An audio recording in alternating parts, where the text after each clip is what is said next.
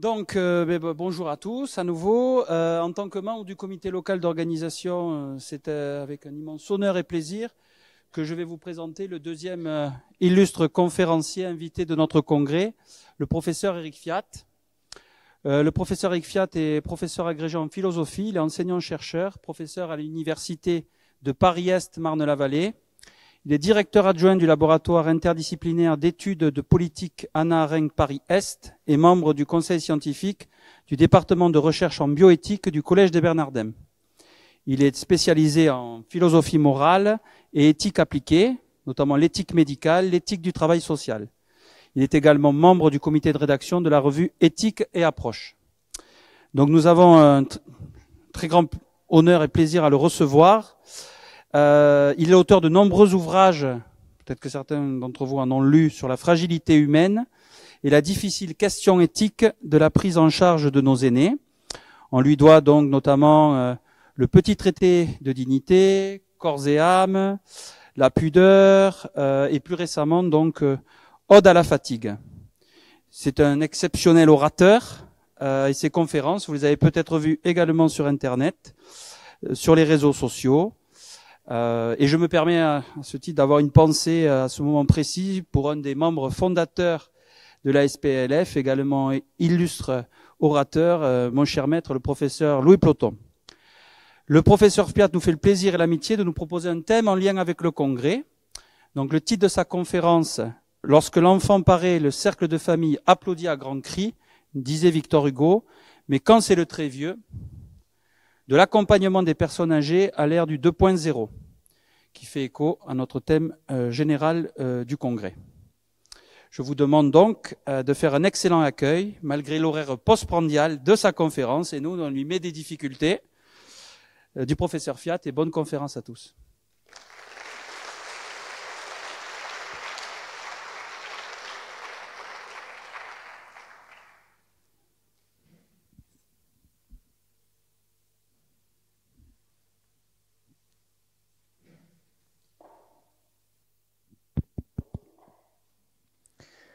Lorsque l'enfant paraît, le cercle de famille applaudit à grands cris.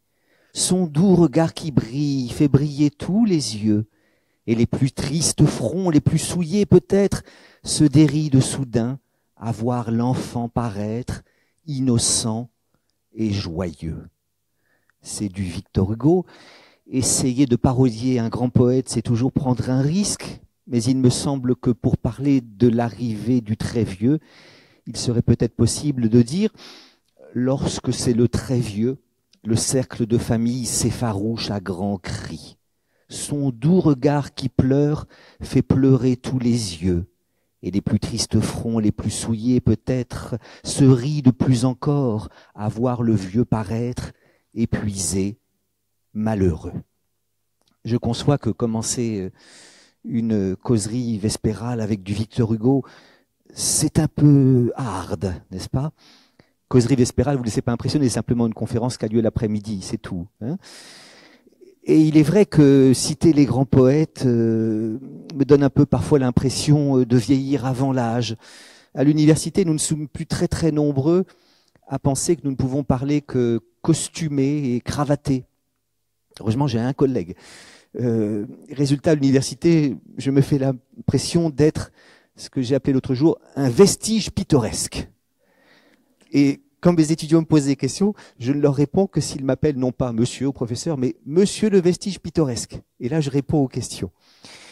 Oui, bah justement, je voudrais essayer de montrer que cette dichotomie entre l'accueil du très jeune et l'accueil du très vieux est peut-être quelque chose que nous devons combattre, et nous pouvons peut-être combattre cette chose en donnant la parole non seulement aux philosophes, mais aux poètes. C'est ce que je vous propose de faire dans cette causerie vespérale.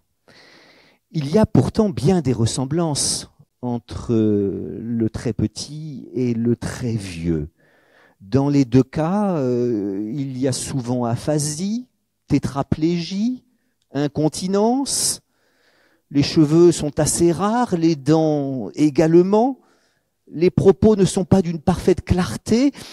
Et pourtant, nous faisons crédit aux tout petits à tel point que malgré son extrême vulnérabilité, nous le parons d'une dignité absolue, intrinsèque et inaliénable, alors qu'il est souvent rare que notre monde accorde aux très vieux, tout aussi vulnérables, cette dignité absolue, intrinsèque et inaliénable.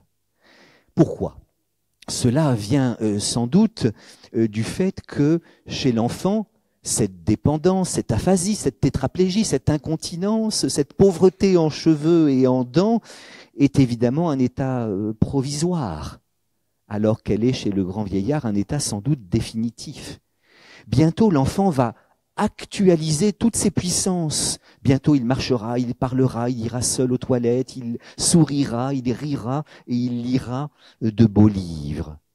Voilà pourquoi il bénéficie de ce qu'on pourrait appeler le découplage des facultés et des dignités, là où ce découplage est souvent refusé aux très âgés. Qu'est-ce que j'entends par découplage des facultés et des dignités? Eh bien, c'est que le tout petit, en effet, est très pauvre en facultés, mais en même temps très riche en puissance, c'est-à-dire en possibilités. Il faut comprendre que cette essentielle vulnérabilité du petit homme est quelque chose qui, en effet, nous émeut. Il est, en effet, le plus fragile des êtres, encore plus fragile que l'oiseau ou que le petit vertébré, parce que eux viennent au monde avec un instinct qui leur permet de trouver, sans avoir besoin de les chercher longtemps, les chemins de leur vie.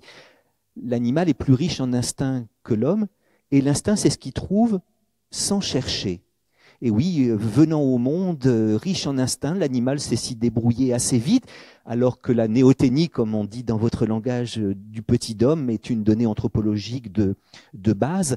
Il est pauvre en instinct, mais en même temps, ce vulnérable, ce fragile, le plus vulnérable des vulnérables, le plus fragile des fragiles, parce qu'il n'a même pas l'instinct de la petite bête, ce plus dépendant des dépendants, ce plus précaire des précaires, nous émeut précisément parce qu'il est précaire mais précieux. C'est la même origine étymologique, tellement précaire qu'il nous paraît tellement précieux. Mais pourquoi ? Eh bien parce qu'il est riche en puissance, comme disait Aristote, en possibilités. Il ne possède presque rien des moyens de les actualiser seul, ces puissances. Oui, le petit homme est en puissance un être de langage, un être bipède, un être pudique, un être cultivé, un être qui lit, un être qui parle, un être qui réfléchit, un être qui médite. Il ne l'est qu'en puissance. Mais nous allons l'aider à actualiser ses puissances précisément parce que son extrême précarité nous semble contemporaine de son extrême préciosité. Il y a un abîme entre ce que l'enfant est et ce qu'il peut, entre l'infinité de sa valeur et la quasi-absence des moyens de la faire respecter. Il y a un abîme, en effet, entre ce que l'enfant nous montre et ce qu'il peut faire. Il n'a d'abord d'autre pouvoir que celui de recevoir, mais il va recevoir, nous allons lui donner énormément. Et voilà pourquoi, en effet, lorsque l'enfant paraît, le cercle de famille applaudit à grands cris, son doux regard qui brille fait briller tous les yeux, et les plus tristes fronts, les plus souillés peut-être, se dérident soudain à voir l'enfant paraître, innocent et joyeux. Souffle fragile, petit poing serré de l'enfant au berceau, absolue vulnérabilité, absolue précarité, absolue fragilité, mais valeur absolue de cette vie parce que nous la savons riche en puissance. Voilà pourquoi nous ne doutons pas de la dignité ou de la mondanité, c'est un mot du langage philosophique, ça veut dire digne d'être accueilli dans le monde. Voilà pourquoi nous ne doutons pas de la dignité et de la mondanité du tout petit. Et cette mondanité au singulier va se monnayer par des mondanités au pluriel, en effet, quand il y a le baptême ou quand il y a la bar mitzvah ou je ne sais trop quoi, enfin l'accueil du petit, en effet, cette mondanité va se traduire par des mondanités, des félicitations, des festivités, des cadeaux discrètement ostentatoires. Ça veut dire qu'on fait comme si je donne juste un petit cadeau, mais enfin en même temps on veut bien faire remarquer qu'on a donné un cadeau. Des exclamations jouées. Oh, ce qu'il est beau! On trouve toujours beau les petits, alors que des fois, c'est pas toujours le cas, vous savez. Les parents trouvent leurs enfants très beaux.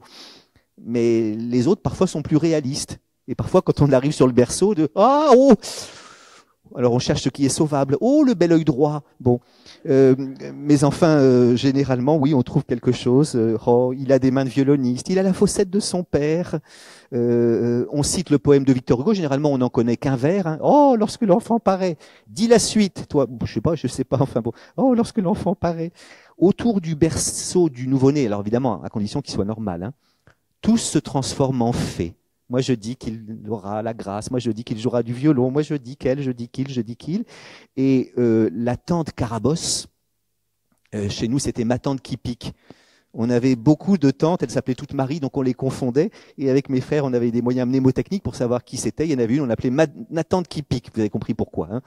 Et alors, ma tante qui pique était d'une avarice absolue. Bon, elle pestait contre le fait qu'on donna trop aux petits, trop aux enfants. Bon, eh bien, même cette tante qui pique, une carabosse en puissance, même la carabosse avare et méchante va rester sagement assise dans son fauteuil et elle ne va pas se pencher sur le berceau en disant « Eh bien, moi, je dis qu'elle se piquera d'une quenouille et qu'elle en mourra ». Non, elle ne dit rien. Autour du berceau de l'enfant normal, chignon, cravate, mondanité, parce qu'il n'y a aucun doute au sujet de sa mondanité. Oui, mais autour du lit médicalisé du vieillard, qui pourtant lui ressemble en un sens. Eh bien, point de mondanité au pluriel, parce qu'on doute de sa mondanité. On doute qu'il soit digne d'être encore dans ce monde, n'est-ce pas? Point de mondanité, point de chignon, point de cravate. Et voilà pourquoi j'essayais de parodier Victor Hugo. Lorsque c'est le très vieux, le cercle de famille s'effarouche à grands cris. Son doux regard qui pleure fait pleurer tous les yeux, et les plus tristes fronts, les plus souillés peut-être, se rient de plus encore à voir le vieux paraître épuisé, malheureux. Pourtant, n'est-il pas possible d'avoir un autre regard sur ce très vieux? Et n'est-ce pas au fond ce que matin et soir, au long de vos nuits blanches et de vos jours noirs, vous essayez de garantir? Le poète Philippe Jacotet a écrit dans un recueil qui porte pour titre « À la lumière d'hiver », qui est déjà tout un titre, hein, parce que l'hiver est souvent ce par quoi on représente la grande vieillesse, le printemps c'est la jeunesse, l'hiver c'est la vieillesse. Et dans « À la lumière d'hiver », façon pour lui de murmurer qu'il y a encore de la lumière dans l'hiver, il parle sans le dire de la fin de vie de son père. Et voilà ce qu'il écrit. « Vient un moment où l'aîné se couche, presque sans force. On voit de jour en jour son pas moins assuré. Lorsque le père est emmené si loin, je cherche ce qui peut le suivre. Ni la plus pure des images, ni l'oiseau aventureux, plutôt le linge et l'eau changée, la main qui veille et le cœur endurant. Plutôt le linge, et l'eau changée, au pluriel, la main qui veille et le cœur endurant.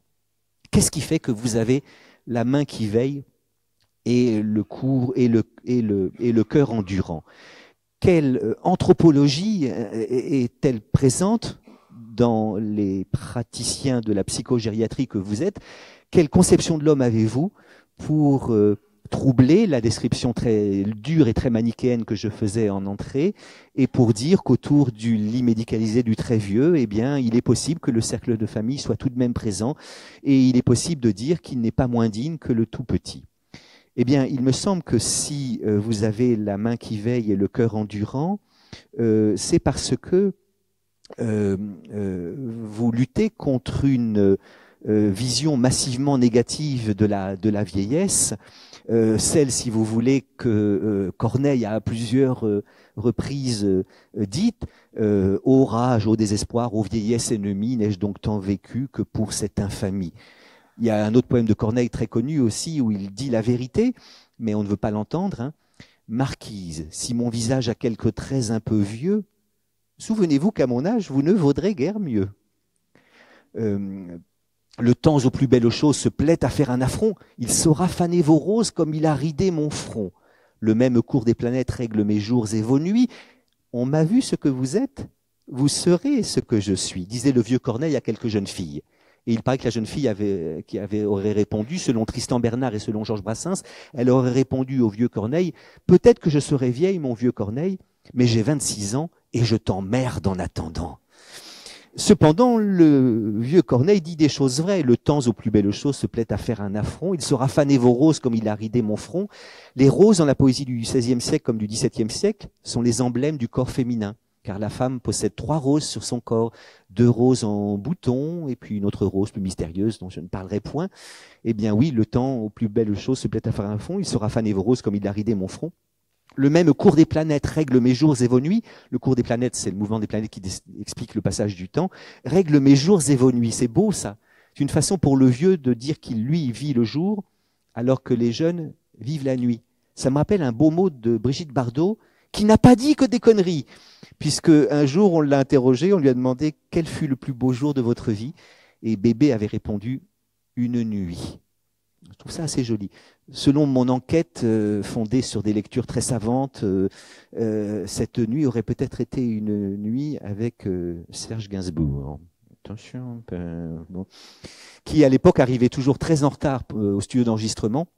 Et lorsqu'il se fait gronder par le producteur qui dit « Je paye les musiciens à t'attendre et tu n'es jamais là », Gainsbourg lui aurait dit « Demain, je suis à l'heure, petit gars ». Et il serait arrivé très tard et il aurait eu ce mot magnifique « Que veux-tu ? Dès que je remets ma chemise, cette fille me l'enlève ». Bon, je ferme cette parenthèse que j'aurais dû peut-être ne point t'ouvrir.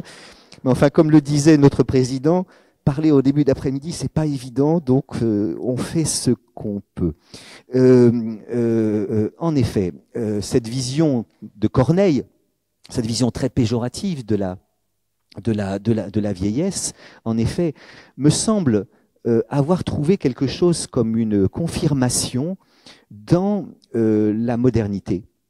Dans la modernité, alors non pas du tout qu'il faille dire que les vieux étaient forcément mieux traités avant, non pas du tout qu'il faille dire que les vieux sont forcément mieux traités là-bas. Voyez, les historiens de la vieillesse, les anthropologues de la vieillesse sont là pour nous dire que notre nostalgie ou comment dirais-je il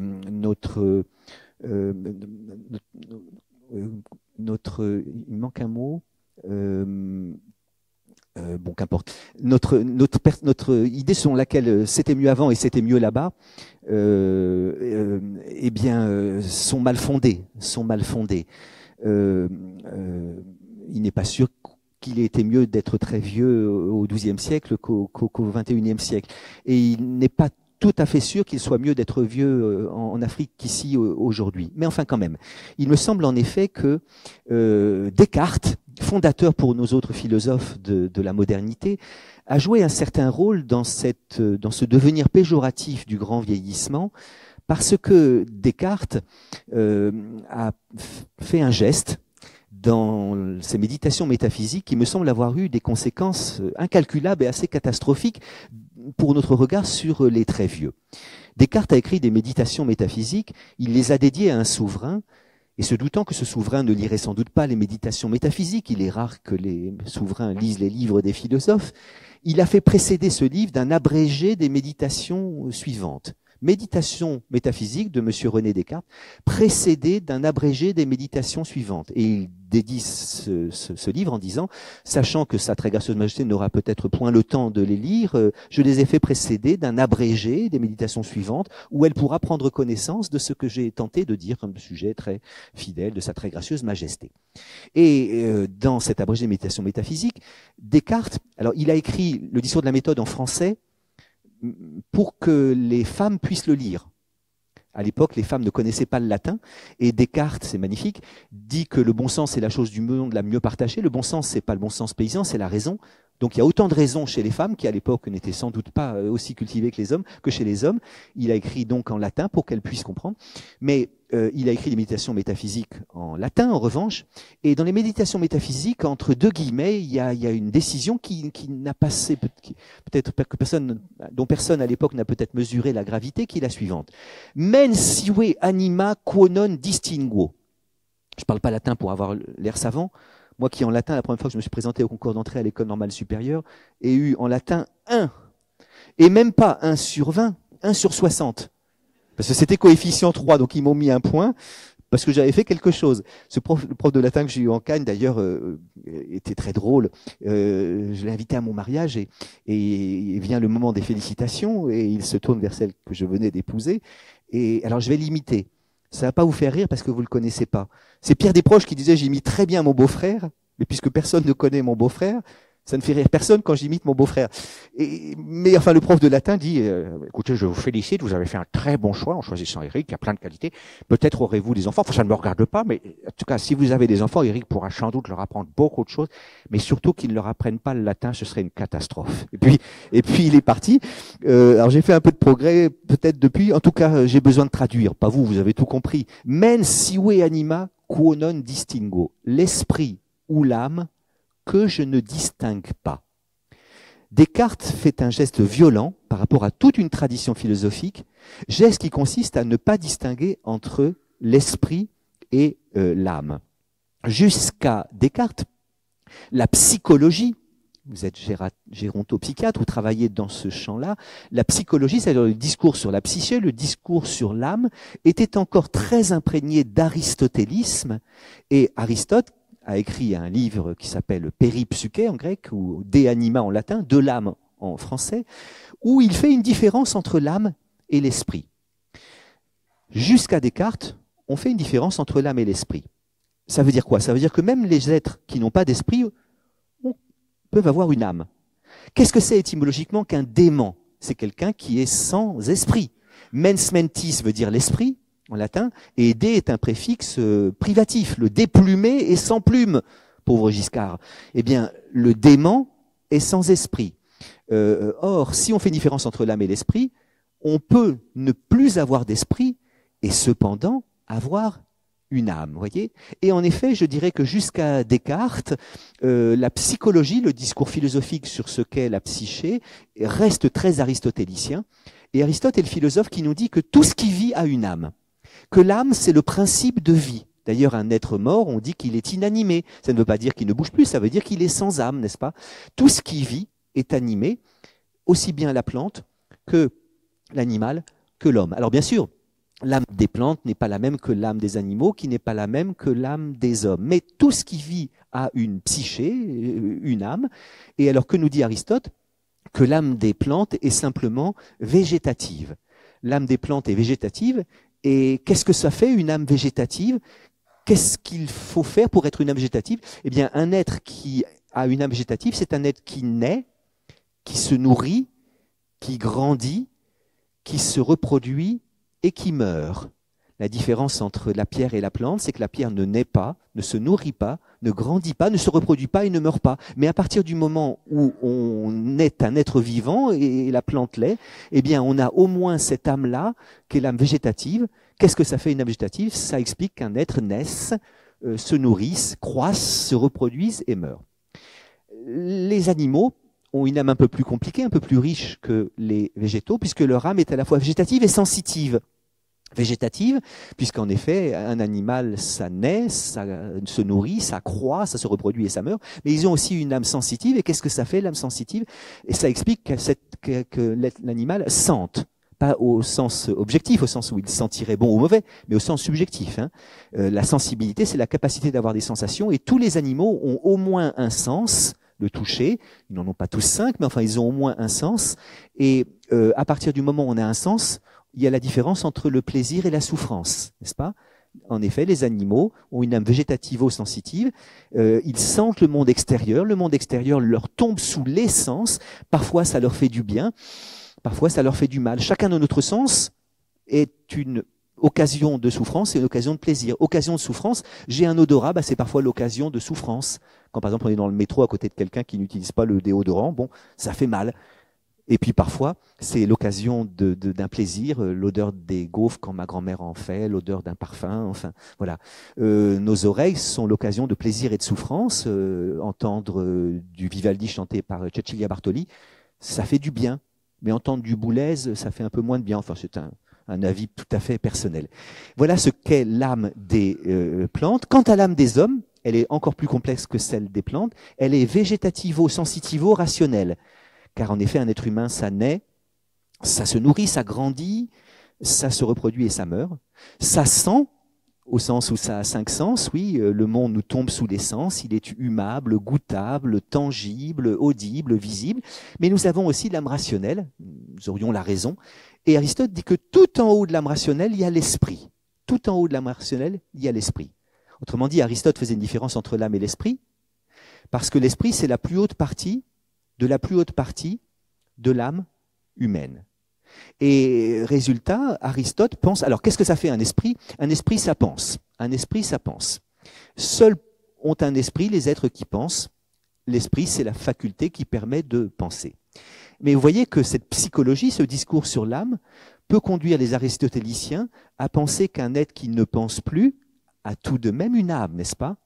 Et il est vrai que lorsque l'on est dément, alors à supposer que cette appellation soit légitime, lorsqu'on vaporise de la toiture, comme disait Michel Audiard, enfin bon, lorsque les facultés supérieures de la rationnelle et donc de l'esprit sont effrangées, il demeure encore une âme complexe, laquelle en effet permet aux très vieux de goûter le monde, de sentir le monde. Bon. Et voilà pourquoi le geste cartésien a quelque chose de violent. Parce qu'en effet, si vous ne faites plus de différence entre l'âme et l'esprit, vous allez dire que ceux qui ne pensent pas n'ont plus d'esprit. Et si vous ne faites pas de différence entre l'esprit et l'âme, vous allez dire que ceux qui n'ont plus d'esprit n'ont plus d'âme. Et Descartes en conçoit cette terrible théorie de l'animal-machine, vous voyez. Et puis alors, surtout, un regard au fond assez péjoratif sur ceux qui ne pensent pas. Pascal, qui pourtant a un rapport compliqué avec Descartes, se dit influencé par Descartes lorsqu'il dit « Je puis bien concevoir un homme sans main, sans pied, sans tête, mais je ne puis concevoir l'homme sans pensée. Ce serait une pierre ou une brute. » Et il ajoute, c'est la pensée 347, « Toute la dignité de l'homme consiste donc en la pensée. » Ça, c'est le moment où Pascal est cartésien. Mais parce que Pascal est un génie et plus profond que Descartes, et puis parce que son christianisme l'amène à ne pas avoir des discours trop durs sur ceux qui ont du mal à penser, juste après qu'il a dit « toute la dignité de l'homme consiste en la pensée », il ajoute « mais qu'est-ce que cette pensée? Qu'elle est sotte !» J'aime ce moment où Pascal rompt avec le cartésianisme de sa jeunesse et cette rupture va conduire Pascal et un autre penseur de l'époque, et Leibniz, à s'inquiéter en effet de cette désanimation de celui du dément, de cette désanimation du dément. Si je n'étais pas clair, vous me le diriez. Enfin, vous n'avez pas le droit de le dire parce qu'il n'y a pas de question, je crois. Descartes, en effet, fondateur de la modernité, me semble avoir fait un geste assez violent. Il ne le savait pas. Alors, à l'endroit des animaux, ça, on le lui a beaucoup reproché, mais aussi à l'endroit des très vieux.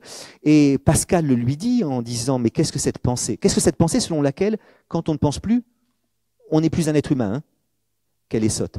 Et puis, l'autre penseur de l'époque qui s'attaque à Descartes, c'est Leibniz. C'est Leibniz, qui a inventé une notion absolument extraordinaire, c'est la notion de petite perception ou perceptions insensibles. Alors, je m'explique. Descartes pensait qu'on ne pouvait pas percevoir sans en avoir conscience. Descartes est le philosophe qui refonde toute l'humanité sur la conscience et la pensée. Autrement dit, si on n'est pas conscient, si on ne pense pas, on est carrément exclu du champ de l'humanité. Or, ce geste dur va être critiqué par Pascal, mais aussi par Leibniz, car Leibniz dit que l'on peut percevoir sans s'en apercevoir, que l'on peut percevoir sans en avoir conscience. Et voilà pourquoi Leibniz a distingué entre ce qui, dans le grand ensemble des perceptions, deux sous-ensembles. D'un côté, les aperceptions, de l'autre côté, les petites perceptions ou perceptions insensibles. Je m'explique, ou plutôt j'explique Leibniz. Dans le grand ensemble des perceptions, Leibniz fait deux catégories. D'une part, les perceptions dont on s'aperçoit, les perceptions dont on a conscience, voyez, et il appelle ça les, plus loin, aperceptions en un seul mot. Les aperceptions, ce sont les perceptions dont on s'aperçoit, ce sont les perceptions conscientes. Et puis de l'autre côté, il a inventé cette belle idée un peu poétique des petites perceptions ou perceptions insensibles. C'est les perceptions dont on ne s'aperçoit pas, les perceptions dont on n'a pas conscience, voyez. Eh bien, Leibniz nous donne peut-être le moyen de nous approcher du très vieux, qui, alors peut-être a perdu sans doute les facultés supérieures de l'esprit, mais surtout pour lui dire que la perte des facultés supérieures de l'esprit n'est pas forcément la perte de l'esprit. Hein, c'est un geste violent que de dire qu'il est dément sans esprit. Et puis même, admettons qu'il ait perdu le mens, ça ne veut pas dire qu'il a perdu la psyché. C'est pas parce qu'il a perdu l'esprit qu'il a perdu l'âme. Et en effet, il me semble que Leibniz nous donne peut-être le moyen d'une approche beaucoup plus sensible de celui qui a perdu la conscience de lui-même, la conscience de ses perceptions. Oui, en ce moment même, je perçois beaucoup plus de choses que j'en ai conscience. Alors en effet, mon attention étant dirigée vers vous, j'ai conscience de vous voir. Mais ça ne veut pas dire que mon œil n'est pas en train de fureter et qu'il aperçoit le fond du tableau. La preuve en est, c'est que s'il changeait de couleur, je m'en apercevrais, alors que je ne m'étais pas aperçu de cette petite perception. Très souvent, lorsqu'Alzheimer a effrangé en effet les facultés supérieures de l'esprit, c'est le corps qui continue, le corps sensible qui continue de porter la singularité d'un être. Et il me semble, parce que j'essaie de mêler la philosophie qui est un peu difficile, mais la poésie qui est peut-être plus sensible, il me semble que le philosophe qui nous l'a mieux dit sans le savoir, c'est le poète qui nous l'a le mieux dit sans peut-être le savoir, c'est Rimbaud. Vous vous souvenez du Dormeur du Val. Le Dormeur du Val, c'est un poème magnifique de Rimbaud, où Rimbaud nous parle d'un soldat qui est allongé dans un petit val, la tête dans le frais cresson bleu, et pendant tout le poème de Rimbaud, eh bien, Rimbaud nous laisse à croire que ce soldat est en train de dormir. Hein. Or, à la fin du poème, coup de théâtre, on apprend qu'il ne se repose pas, mais qu'il repose, à savoir qu'il ne dort pas, mais qu'il est mort, puisque le dernier vers, c'est « il a 2 trous rouges au côté droit ». Pendant tout le poème, Rimbaud nous maintient dans ce que j'appellerais l'incertitude suspensive d'une hésitation. Est-ce que ce personnage-là dort ou est-ce qu'il est mort? Est-ce qu'il se repose? Et s'il se repose, c'est qu'il y a encore du soi, de la subjectivité, ou est-ce qu'il repose? Est-ce qu'il est mort? À la fin, on comprend malheureusement qu'il est mort, mais Rimbaud nous l'avait murmuré 2 vers avant, puisque, bien sûr, plein de fois, il nous dit « il dort comme un enfant malade, il dort ». C'est presque un désir qu'il ne soit pas mort. Quand ma mère a vu mon grand-père mort, il paraît qu'elle a dit « mais non, il dort, tu dors, papa, réveille-toi, réveille-toi ». Et non, ma pauvre, il ne dort pas, il est mort. Il ne se repose pas, il repose. Et il nous l'avait déjà dit, Rimbaud, qu'il était mort, puisque 2 vers avant, il nous dit « les parfums ne font pas frissonner sa narine ». Les parfums ne font pas frissonner sa narine.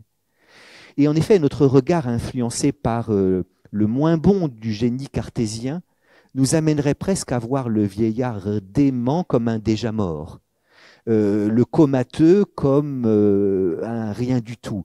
Rimbaud nous laisse à penser que tant qu'il vit, les parfums peuvent faire frissonner sa narine. Tant qu'on vit, même si parfois on ne s'en aperçoit pas, hein, on ne s'aperçoit pas on a des petites perceptions. Mais ne sont pas des aperceptions. Le vieillard ne s'aperçoit pas, n'a pas forcément conscience du fait que les parfums font frissonner sa narine, que les goûts font frissonner ses papilles, que les images, les couleurs font frissonner ses pupilles. Mais tout de même, il y a un abîme entre celui qui se repose et celui qui repose, entre celui qui dort et celui qui est mort. Et je crois en effet que tant qu'un être n'est pas mort, quand bien même beaucoup de ses facultés auraient été abîmées par la maladie que vous savez, il garde une dignité et une singularité absolue, intrinsèque et inaliénable. Je suis toujours un peu gêné de citer Heidegger dans des conférences, puisque c'est un philosophe dont on sait aujourd'hui à quel point il a pactisé avec le nazisme, et puis il a des tas de côtés très désagréables. Mais enfin, les plus grands penseurs juifs du siècle, Lévinas, Arendt, Jonas, enfin, qui l'ont eu pour professeur, disent qu'on ne peut pas éviter de citer Heidegger. Or, Heidegger a dit quelque chose sur la différence entre la vie et la mort, que je crois devoir rappeler ici. Heidegger dit dans Être et temps, Sein und Zeit, la chose suivante. La mort, c'est l'impossibilité du possible et la possibilité de l'impossible. En allemand, ça se dit au minimum, der Tod ist der Unmöglichkeit, der Möglichkeit und der Möglichkeit der Unmöglichkeit. C'est le genre de formule qui rendent fou. Hein. J'ai connu des êtres tout aussi saints de corps et d'esprit que vous et que moi, en tout cas que vous, parce que moi je commence un peu, bon, qui un jour ont lu cette formule de Heidegger, et depuis, ils tournent sur eux-mêmes, des fois depuis des années, comme les derviches tourneurs, hein, parce que la formule a l'air effrayante. La mort, c'est l'impossibilité du possible, la possibilité de l'impossible, surtout dit en allemand. Et pourtant, calmons-nous. Si Heidegger nous dit que la mort, c'est l'impossibilité du possible, c'est sans doute qu'il suggère que tant qu'il y a de la vie, il y a du possible. Et en effet, je suis vivant, ça veut dire que dans les secondes qui viennent, une infinité de possibilités s'offre à moi. Oh, pas une infinité tout de même, parce que la nature nous a privés de certaines possibilités. La nature m'a privé du don du vol, de la possibilité de m'envoler dans les airs comme l'oiseau. Malgré ma fidélité 70s à Michel Fugain, qui depuis que je suis tout môme me dit « fais comme l'oiseau », sa vie d'air pur et d'eau fraîche, un oiseau, et jamais rien ne l'empêche, l'oiseau, d'aller plus haut, haut, haut, haut, haut, haut, haut, haut, haut. Bon, bah, je ne peux pas, dans les secondes qui viennent, m'envoler dans l'air comme l'oiseau. Le don du vol n'a pas été donné par la nature à l'homme. Je ne peux pas non plus, dans les secondes qui viennent, me rendre invisible, comme ma sorcière bien-aimée ou comme Gigès dans un dialogue de Platon, après qu'il a mis l'anneau de Gigès qui rend invisible. Même s'il m'arrive de désirer l'invisibilité, par exemple, quand on rougit devant tout le monde vous regarde, vous savez qu'il faut peu de temps pour rougir, mais beaucoup de temps pour dérougir. Et alors, quand on rougit devant tout le monde, on voudrait se rendre invisible, on ne le peut pas. Non, le don de l'invisibilité ne fait pas partie des dons donnés par la nature à l'homme. Je ne peux pas, dans les secondes qui viennent, rester ici et aller là-bas. Le don d'ubiquité, là encore, ne m'a point été accordé par la nature. Il a été accordé à un personnage de Marcel Aimé, qui s'appelle Sabine, dans une nouvelle qui s'appelle Les Sabines. Sabine, donc, est une femme qui est dans les bras de son amant. Elle n'a pas envie de rentrer chez son mari. Et donc, elle dit à ce moment-là, oh, j'aimerais tellement pouvoir avoir le don d'ubiquité. Il y a une Sabine qui resterait toute la nuit dans tes bras, mon amour, et une qui rentrerait chez le cocu. Bon, mais ça, généralement, ça ne marche pas, ce genre de choses. Enfin, je sais pas. Mais là, ça marche. Il y a 2 Sabines. Oh! Alors après, elle a un autre amant, 3 Sabines. Après, elle se rend compte que le don d'ubiquité est un don extraordinaire. Ça lui permet, c'est Marcel Aimé qui écrit, et c'est dans les années 50, au même moment, de passer l'aspirateur et de lire Modes et Travaux. Alors après, il y a des milliers de Sabines. Je vous raconte pas la fin de la nouvelle, vous la lirez peut-être dès ce soir, les Sabines. Bon ben non, moi je n'ai pas le don d'ubiquité. Mais à l'intérieur des quelques limites que la nature m'a assignées, j'ai quasiment une infinité de possibilités. Dans les secondes qui viennent, je peux faire une infinité de choses. Je peux, dans les secondes qui viennent, rester debout ou m'asseoir. Je peux, dans les secondes qui viennent, continuer à parler ou me taire. Rassurez-vous, je vais finir par me taire. Je peux, dans les secondes qui viennent, continuer à essayer de parler ce que j'espère être une belle langue, avoir des propos courtois, mais je peux, dans les secondes qui viennent, dire des horreurs, des mots d'une grossièreté inouïe. Je peux, dans les secondes qui viennent, bigardiser. Référence à Jean-Marie Bigard. Bon, je peux, dans les secondes qui viennent, me mettre sur cette table, me déshabiller et uriner devant vous. Rassurez-vous, je ne vais pas le faire. Mais je peux le faire, parce que je suis vivant. Quand je serai mort, je n'aurai plus aucune possibilité. Je n'aurai plus la possibilité, quand je serai mort, de me lever ou de m'asseoir, de parler ou de me taire, d'être courtois ou discourtois. Voilà pourquoi Heidegger dit que la mort, c'est l'impossibilité du possible, façon pour lui, par symétrie, de suggérer, de murmurer que tant qu'il y a de la vie, il y a du possible. Alors bien sûr, l'approche de la mort sonne souvent le glas de toute une série de possibilités. Souvent, l'approche de la mort, en effet, restreint beaucoup le champ des possibles. Et si en fin de vie, je suis rendu tétraplégique par quelque accident, je n'aurai plus la possibilité de me lever ou de me taire. Si je suis rendu aphasique par quelques problèmes cérébraux, je n'aurai plus la possibilité de parler ou de me taire. Peut-être que certains de mes proches seront un peu soulagés, enfin. Si je suis rendu désinhibé par quelques problèmes fronto-temporaux, je n'aurai plus la possibilité d'être courtois ou discourtois. Il paraît, je suis en Corrèze et je suis venu en voisin, il paraît que Bernadette fut assez effrayée de la désinhibition de son grand Jacques consécutive à des AVC à répétition, parce qu'il était désinhibé et bon, il appelait toutes les filles Julie et tous les garçons Nounours. Il se mettait à tutoyer tout le monde, il s'est même mis à tutoyer Bernadette, qui lui aurait dit « ça n'est pas l'usage, Jacques ». Je m'en fous. Bon, et elle a voulu en effet le mettre dans une maison. Heureusement que Claude a empêché ça, parce qu'en effet la désinhibition. Alors voilà, oui, mais tant qu'il y a de la vie, il y a en effet du possible. Et ce possible, en effet, trouve sa racine non pas dans la faculté supérieure de l'esprit, qui est souvent effrangée, abîmée par la maladie que vous savez, mais justement dans cette âme stratifiée, et notamment dans l'âme sensitive. Il me semble que plutôt que de rédiger nos directives anticipées, ce qui laisse à croire que nous savons ce que nous voudrons avant que d'être transformés, il serait peut-être bon que nous ayons la possibilité de rédiger ce que j'appellerais notre carnet de sensorialité. Parce que justement, le carnet de sensorialité, c'est dire j'aime bien qu'on ouvre la fenêtre dès le matin. Au contraire, je déteste ça. J'aime bien la confiture de framboise, j'aime pas la confiture d'abricot. Surtout, ne faites pas écouter du Pierre Boulez, mais si vous me faisiez écouter un peu de Vivaldi, j'aime plutôt la couette que le drap, que les draps, ou le contraire. Bon, et en effet, ces petits plaisirs proustiens qui restent absolument jusqu'au bout, qui me semblent faire que vous avez la main qui veille et le cœur endurant.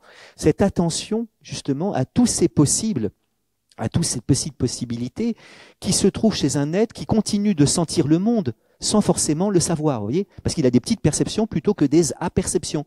Hein, il perçoit sans toujours s'apercevoir qu'il perçoit. Cela ne veut pas dire qu'il perçoit. Et à ce moment-là, il y a la possibilité, puisqu'à partir du moment où on a l'âme sensitive, on a des plaisirs et des souffrances, ça sent bon ou ça sent pas bon, on aime ou on n'aime pas, on a la possibilité de toute une série de petits plaisirs proustiens. J'attaquais un peu méchamment Descartes, mais j'attaquerais un peu méchamment aussi Montaigne, quelque admiration qu'on puisse avoir pour lui, qui nous donne une vision de la vieillesse que je trouve très très violente également. Dans le livre 3 des Essais, il écrit c'est une formule que reprendra Albert Cohen dans le livre de ma mère, Dieu fait grâce à ceux à qui il soustrait la vie par le menu. Ça va conduire Albert Cohen à dire que la vieillesse, c'est la mort par morceaux. La vieillesse, c'est la mort par morceaux. Je trouve ça extrêmement violent.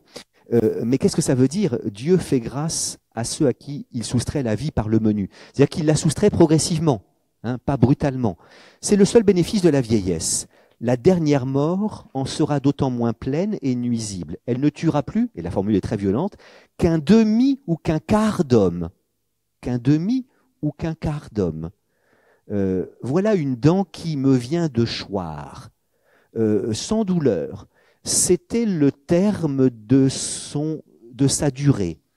Et cette partie de mon être et plusieurs autres sont déjà mortes, autres à demi mortes. C'est ainsi que je fonds et échappe à moi. Quelle bêtise sera-ce à mon entendement de sentir le saut de cette chute déjà si avancée comme si elle était entière? Je ne l'espère pas.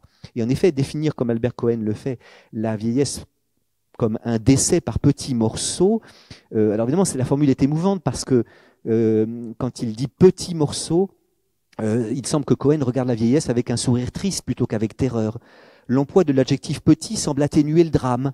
La sympathie allant évidemment plus vite aux détaillants qu'aux grossistes, aux petits commerçants qu'aux grands distributeurs. Mais lorsque la mort s'en prend à ce qui n'est pas vu comme de petits morceaux de l'homme, mais comme l'homme même, à savoir son esprit, alors là, en effet, nous avons une sorte de terreur. Pourquoi être attentif? Alors, anthropologiquement, c'est pas faux, peut-être même médicalement. On peut considérer que le bras touché par l'hémiplégie est un bras mort, que les parties du cerveau touchées par Alzheimer sont mortes. Mais c'est pas parce que des facultés, en effet, sont mortes que la dignité l'est, voyez. Souvenez-vous du début de cette causerie, je disais que l'enfant bénéficie du découplage de ses facultés et de sa dignité. Il a très peu de facultés, mais on lui octroie une dignité absolue, et même on le considère comme l'être le plus précieux du monde. Il est tellement précaire qu'il est le plus précieux. Eh bien, très souvent, à cause de Descartes, à cause de Montaigne, le vieillard ne bénéficie pas de ce découplage. Et on comprend en effet que la perte de ses facultés serait une perte de sa dignité. Et même, il y a une formule très violente chez Montaigne quand il dit « ce n'est plus qu'un quart d'homme ou qu'un demi-homme ». Non, pourquoi être attentif seulement à ces morceaux de mort et non pas à ces morceaux de vie qui demeurent en effet et qui trouvent leurs racines dans l'âme sensitive plutôt que dans l'âme rationnelle qui est en effet abîmée par la maladie que vous savez. Elle n'avait rien dit depuis déjà des semaines. Elle est sur son lit, le jugement de toute une époque est très violent, en effet, c'est une plante verte, c'est plus une vie, c'est un légume, il vaudrait mieux que ça aille vite, enfin. Et pourtant, à un certain moment, elle prend avec les mains, parce qu'elle ne sait plus que dans nos pays on mange avec la confiture avec une cuillère, elle prend avec les mains de la confiture de cassis et elle la met dans sa bouche, et tout d'un coup, le visage sourit et « Oh, Tata Anna !» Et on a fait l'hypothèse, oui, qu'en effet, elle avait une tante qui s'appelait Anna, qui avait des jardins. Et vous voyez, Proust, la Madeleine dont on se souvient, eh bien oui, cette vieille dame. Autre exemple, l'aide-soignante doit laver une vieille dame, elle approche la main gantée de l'intimité, elle ne l'a pas encore touchée et la vieille dame se met à hurler. Ben, je comprends pas, je l'ai même pas touchée. Mais peut-être que malgré les délabres de l'esprit, le corps se souvient peut-être en effet de mains qui, dans sa jeunesse, sont allées dans cette intimité. Peut-être qu'un tonton ou un prof de sport ou un petit curé l'a touché là où il ne devait pas la toucher. Le corps se souvient en effet, je crois, jusqu'au bout. Et voilà pourquoi il me semble que ce qui vous permet d'avoir la main qui veille et le cœur endurant, c'est ce pari anthropologique, au fond, anti-cartésien et anti-montaignen, n'est-ce pas, selon lequel, ce n'est pas parce qu'on a perdu l'esprit qu'on a perdu l'âme, et selon lequel le corps du vieillard, c'est moins des morceaux de mort que des morceaux de vie. Notre époque me semble avoir au sujet de la grande vieillesse un regard étonnamment clivé. Au fond, il y aurait d'un côté les seniors, de l'autre côté les vieillards. Soit la superbe, soit le naufrage. Et en effet, l'invention du terme senior, l'invention de notions comme le bien vieillir, nous laisse à croire que bien vieillir, c'est ne pas vieillir. Et on célèbre en effet ces vieux qui sont restés jeunes. Les couvertures de bien des magazines spécialisés nous reviennent en mémoire où des seniors étonnamment séduisants nous sourient toutes leurs dents. Alors bien sûr, le temps a passé et d'accord, ils ont changé. Oui, les cheveux sont blancs, mais il y a des cheveux. Il y a des rides, oui, mais c'est des belles rides d'expression, c'est pas des bajoux, vous voyez. Et alors en effet, il faudrait pour bien vieillir ne pas vieillir. Et puis alors ça, c'est la première vision. Et puis de l'autre côté, l'autre vision, en effet, c'est le vieillard incontinent, baveux, qui est dans un EHPAD abandonné de tous, ce naufrage, menant à une vie qui n'est plus de vie, une vie de légumes. Or, la plupart du temps, ces deux images ne correspondent pas à la réalité. Car la plupart des personnes très âgées ne vont pas aussi bien que les magnifiques seniors dont je viens de parler, mais vont quand même mieux que les tristes vieillards dont je viens de parler. Il y a quelque chose à inventer entre la superbe et la déchéance. Ces deux manières de regarder le vieillissement éludent ce que c'est que le vieillissement, c'est-à-dire en effet la perte de certaines possibilités, mais tout de même peut-être l'apparition d'autres, Alors évidemment, ceci, l'idée selon laquelle jusqu'au bout on est un être impeccablement digne et digne d'attention, c'est quelque chose en effet qui serait un romantisme un peu trop facile si on n'oubliait pas en effet à quel point, oui, cette maladie nous abîme les autres. Mais je dirais que ce qui est fondamental en effet quand quelqu'un vieillit mal, c'est le regard qu'on porte sur lui. Je reprends cette banalité et je donnerai pour finir la parole à deux poètes qui me semblent nous aider peut-être à avoir la main qui veille et le cœur endurant. Le premier, c'est Brassens, le deuxième, c'est Bobin. Brassens a écrit, me semble-t-il, le plus beau poème qu'on ait jamais écrit sur le passage du temps. Ce poème s'appelle Saturne, parce que vous savez que Saturne, c'est le dieu du temps. Saturne s'appelait Chronos chez les Grecs, et Chronos, c'est le dieu du temps. Vous vous souvenez de votre mythologie c'est Hésiode qui nous raconte ça. Au tout début, le monde était un désordre prodigieux qu'on appelait le chaos. Il n'y avait aucun ordre, ou plutôt il y avait ce que j'appellerais des apparitions disparaissantes, des disparitions apparaissantes de formes. Apparaissaient des formes, mais elles disparaissaient à peine étaient-elles apparues. Et puis, heureusement que le monde a commencé à s'organiser, nous dit Hésiode, quand on est passé du chaos au cosmos, et la première organisation du monde, ça a été l'opposition du jour et de la nuit. Du ciel et de la terre, pardon, du ciel et de la terre. Et à ce moment-là, le monde s'est structuré. Le ciel, c'est le dieu Ouranos, et la terre, c'est la déesse Gaïa. Première structuration du monde, première sortie du chaos, l'opposition du ciel et de la terre. Alors, Ouranos, le dieu du ciel, et Gaïa, la déesse de la terre, sont des dieux très libidineux. Vous savez que les dieux grecs carburaient, si j'ose ce verbe mal choisi, puisqu'ils faisaient l'amour 2 fois par jour. enfin il y en a peut-être dans la salle qui disent, bon, c'est pas... à savoir que le matin au crépuscule, et le matin, pardon, à l'aube et le soir au crépuscule, le ciel et la terre se réunissent. Alors, ils ont beaucoup d'enfants, et un jour, des amours d'Ouranos et de Chronos, pardon, je suis fatigué, des amours d'Ouranos et de Gaïa, naît un enfant que ses parents nomment Chronos. Et ce Chronos, il va avoir à un certain moment envie de tuer le père. Les psys de l'Assemblée, les psychanalystes de l'Assemblée savent peut-être qu'il paraît que c'est un désir assez courant chez les garçons qui deviennent un peu des hommes, que de tuer le père. Moi, j'ai quelques souvenirs de ça. Ce fut un peu douloureux pour moi de me transformer aux yeux de mon fils en quelques semaines. Le merveilleux papounet est devenu en quelques semaines un gros con immonde dont on a honte et qui doit surtout pas venir me chercher à l'école. Bon, enfin voilà. Mais généralement, les enfants ne tuent pas leur père carrément, enfin pas trop, enfin ils les abîment un peu, mais ça fait pas de mal. Et Chronos va en effet déloger Ouranos du trône où se trouve le dieu des dieux. Ouranos s'en va, Chronos devient le dieu des dieux. Chronos lui aussi a une femme, Rhea. Lui aussi c'est un dieu très libidineux, il lui fait beaucoup d'enfants, mais évidemment Chronos a peur qu'un jour un de ses fils ne lui fasse ce qu'il a fait à son père. Et voilà pourquoi Chronos c'est le dieu qui dévore tous ses enfants.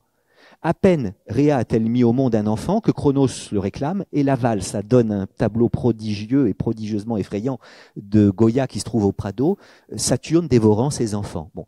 Et en effet, Chronos, avec un H, se conduit comme Chronos sans H, hein, le temps dévore tous ses enfants. Tout ce que le temps fait apparaître dans l'être, il finit par l'en faire disparaître. Tout ce que le temps crée, il finit par le décréer. Bon. Et alors, en effet, Chronos, Saturne, c'est ce dieu-là auquel Brassens consacre un magnifique poème. Enfin, Brassens ne voulait pas qu'on dise de lui qu'il était poète. Et moi, je suis pas poète, je fais mes petites chansons dans mon coin. Tu parles, hein. C'est comme Gainsbourg, la poésie, c'est un art mineur. Bon, pardon, la chanson est un art mineur. Quand Gainsbourg fait chanter à Birkin, avec cette difficulté d'être, il aurait mieux valu peut-être ne jamais naître. Je sais pas de la poésie, ça. Bon. Mais Brassens aussi, dans la chanson Saturne, il nous dit quoi? Il est morne, il est taciturne, il préside aux choses du temps. Il porte un joli nom, Saturne, mais c'est un dieu fort inquiétant. En allant son chemin morose pour se désennuyer un peu, il joue à bousculer les roses. Le temps tue le temps comme il peut. Ça, si c'est pas de la poésie, le temps tue le temps comme il peut. Il joue à bousculer les roses, c'est les roses dont je vous parlais tout à l'heure, hein, c'est-à-dire les emblèmes du corps féminin. Bah oui, le temps abîme les roses. Et, bon.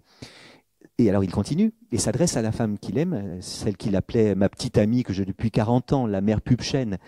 Ils n'ont jamais vécu ensemble, ils se voyaient 3 fois par semaine.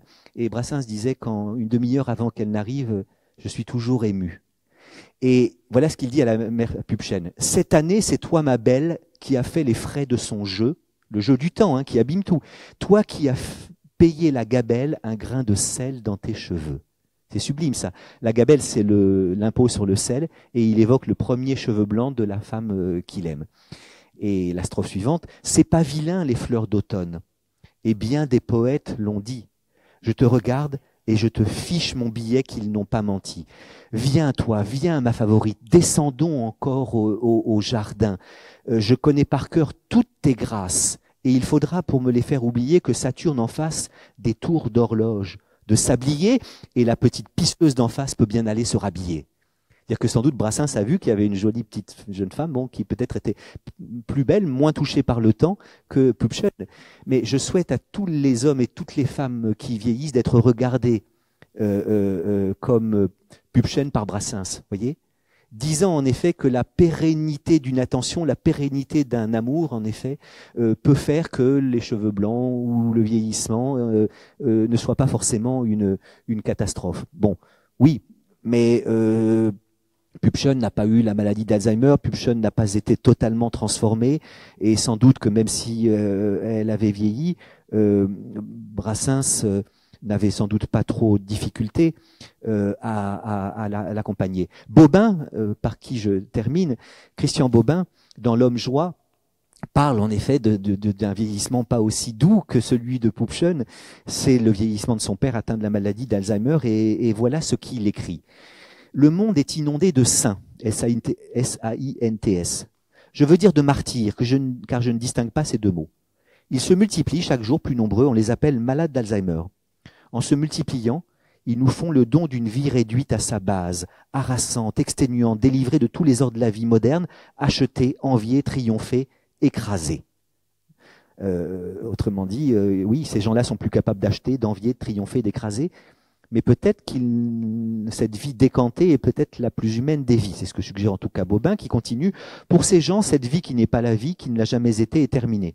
Cette vie qui n'est pas la vie, c'est la vie où l'on achète, où l'on envie, où on triomphe, où on écrase. Pour ces gens, cette vie qui n'est pas la vie, qui ne l'a jamais été, est terminée. Leurs yeux sont craintivement ouverts sur l'insondable. C'est très beau ça, hein. Leurs yeux sont craintivement ouverts sur l'insondable. Ils sont la proie d'une maladie métaphysique qui dissout le monde. Nous devrions les regarder comme des trésors vivants. Souvent, ils demandent leur chemin. Ils le demandent à nous, qui sommes égarés dans un monde médiocrement éclairé par de tristes divertissements. Ils cherchent d'une main tremblante la main d'un ange, car ils savent que les anges existent. Parfois aussi, ils parlent à leur mort. Eux qui oublient tout, n'oublient pas ceux qui les ont éblouis dans les temps anciens. Mon père a séjourné 1 an dans une de ces maisons, digne de figurer au patrimoine de l'inhumanité. Bobin, c'est pas que du doux, hein, du mièvre. Il dit aussi sa révolte devant le traitement qu'on fait malheureusement trop souvent à ces vieillards qui vieillissent mal. Cependant, jamais son visage ne s'est éteint. Je ne crois pas à ce qu'on dit. Ils ne nous reconnaissent plus. Reconnaître, c'est aimer, et aimer, c'est sauvage, indicible. Quand mon père ne savait plus rien de moi, il savait encore qui j'étais. Je le sentais, je l'éprouvais, et ce qu'on éprouve est plus grand que tout ce que nous dit la science. Ne trouvant plus les prénoms, il rusait. Interrogé sur moi, il répondait qui est-ce qui est venu vous voir? Qui est-ce qui est venu vous voir? Et il répondait c'est celui qu'on n'oublie pas.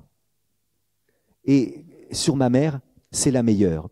Et la phrase de Bobin est très belle. Ces oublieux oublient tout sauf l'essentiel, c'est ce qui les distingue de nous. Est-ce que ce souvenir de son code de carte bleue, est-ce que ce souvenir du fonctionnement d'un ordinateur, est-ce que ce souvenir de ce que c'est qu'un habit bien porté est vraiment l'essentiel?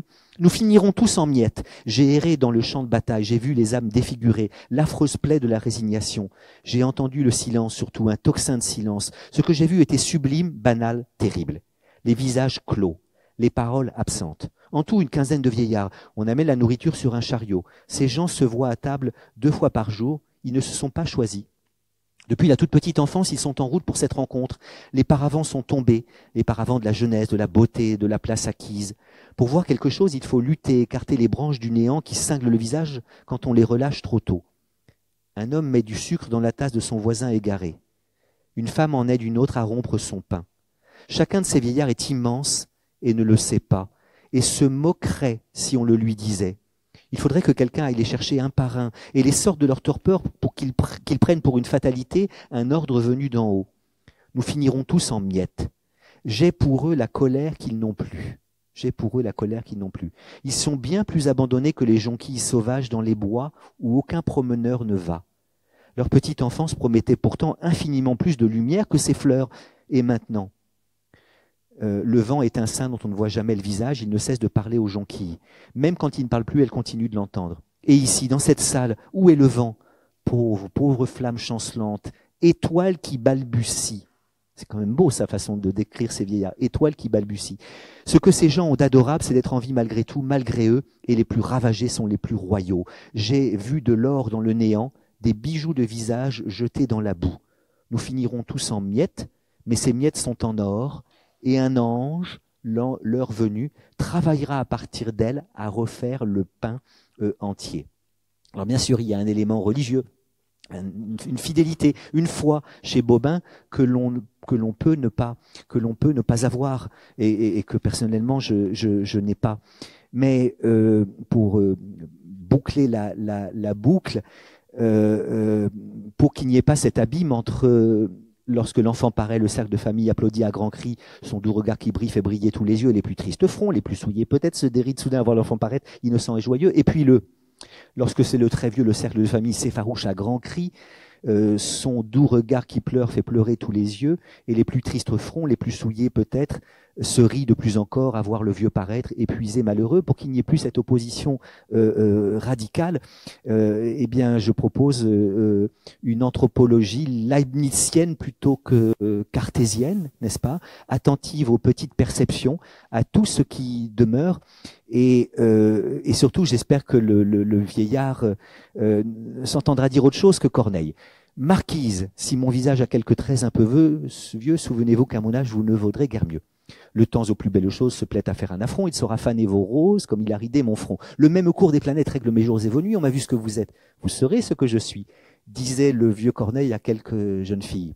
Et selon Tristan Bernard et selon Georges Brassens, la jeune fille aurait répondu « Peut-être que je serai vieille, mais je t'emmerde en attendant. » Non.